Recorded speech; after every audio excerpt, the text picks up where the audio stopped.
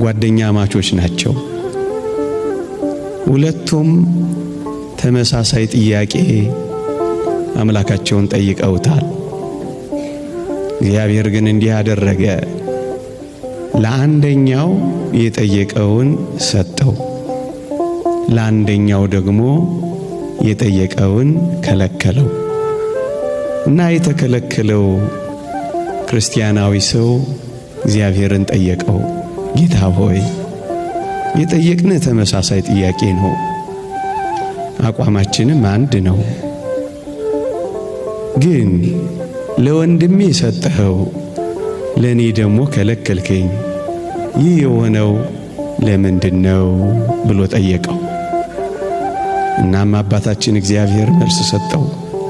ምን የሚል መልስ? ልጄ ሆይ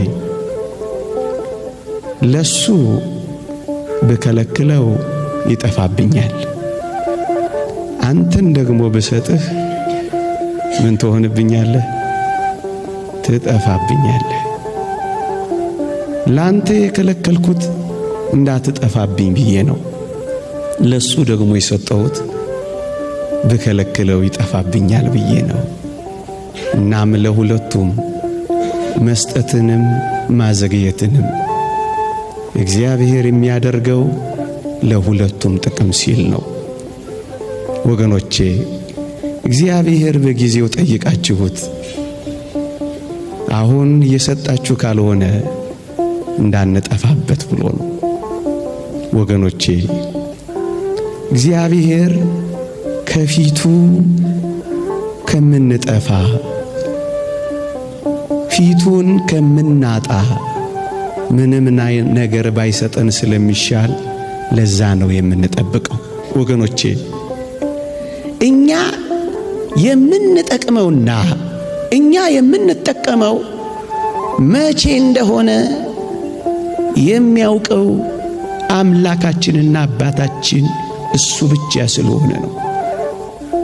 መቼ ቢሰጠን እንደምንጠቀምበት መቼ ቢያደርገው እንደሚጠቅመን የሚያውቀው አንተ አባታችን ነህና ጌታ ሆይ አናጣድፍህም፣ አላጣድፍህም፣ በትዕግስት እጠብቅሃለሁ እንጂ ለምን ታጣድፈዋለህ?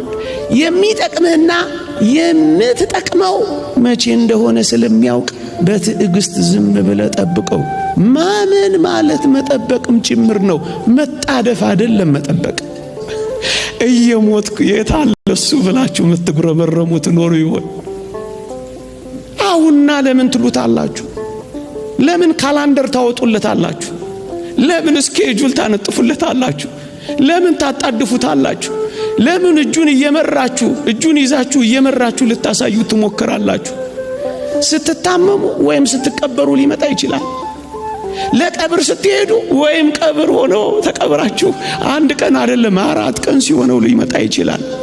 መቼ እንደምትመጣ የምታውቀው አንተ ነህና በኔ ካላንደር አላጣድፍህም በሉት፣ እጠብቅሃለሁ በሉት፣ አልወተውትህም እታገሳለሁ በሉት። ወጣቶች መቼ እንደሚያድናችሁ መቼ እንደሚመልስላችሁ እናንተ አታውቁ። የዝምታውን ቀናት እንደ ችልታ ቀናት ቆጥራችሁ ጀርባ አትስጡት። ጠንቋይ ቤት አትሂዱበት፣ ኮከብ አትቁጠሩበት፣ ሞራ አትግለጡበት፣ ሌላ አዳራሽ አትሂዱበት። እግዚአብሔርን በዝምታ ጠብቁት።